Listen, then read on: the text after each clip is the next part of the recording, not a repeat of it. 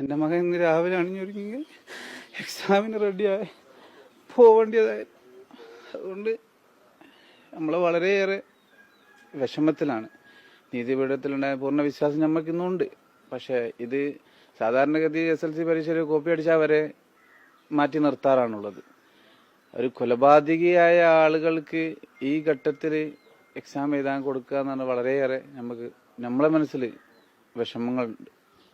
ഭാര്യയായി കഴിഞ്ഞാലും എനിക്കായി കഴിഞ്ഞാലും മറ്റുള്ള അത് സഹപാഠികളായവരെ വിളിച്ച് പറഞ്ഞിട്ടുണ്ട്, എങ്ങനെ ഞങ്ങൾ നാളെ ക്ലാസ്സിലേക്ക് പോകും എന്നുള്ള ഒരു എംജാൽ കാര്യങ്ങളൊക്കെ നമ്മൾ ഇടയ്ക്ക് വിളിച്ച് അവരുടെ ഫ്രണ്ട്സ് തന്നെ പറയുന്നുണ്ട്. അവർ 5 പേരെ മാറ്റി നിർത്തി അവർക്ക് അടുത്ത വർഷം ചാൻസ് കൊടുത്തോട്ടെ, കുഴപ്പമില്ല, പരാതിയില്ല.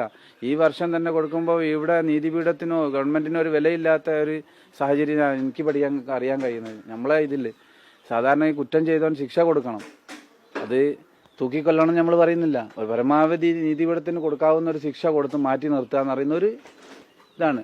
അതല്ലാതെ എന്തും ചെയ്ത് എന്തും ഇവിടെ നടക്കാമെന്നുള്ളവർ അവർക്ക് കിട്ടി. അവർ തന്നെ പറയുന്ന നിയമം പോലും പഠിച്ചു കഴിഞ്ഞു. കൂട്ടമായിട്ട് മർദ്ദിച്ചു കഴിഞ്ഞാൽ പ്രശ്നമില്ല. അപ്പം ഇനി അങ്ങോട്ട് നടക്കാൻ പോണത് ഒരാൾ വന്നിട്ടല്ല ഇത് ചെയ്യുക, കുറ്റകൃത്യം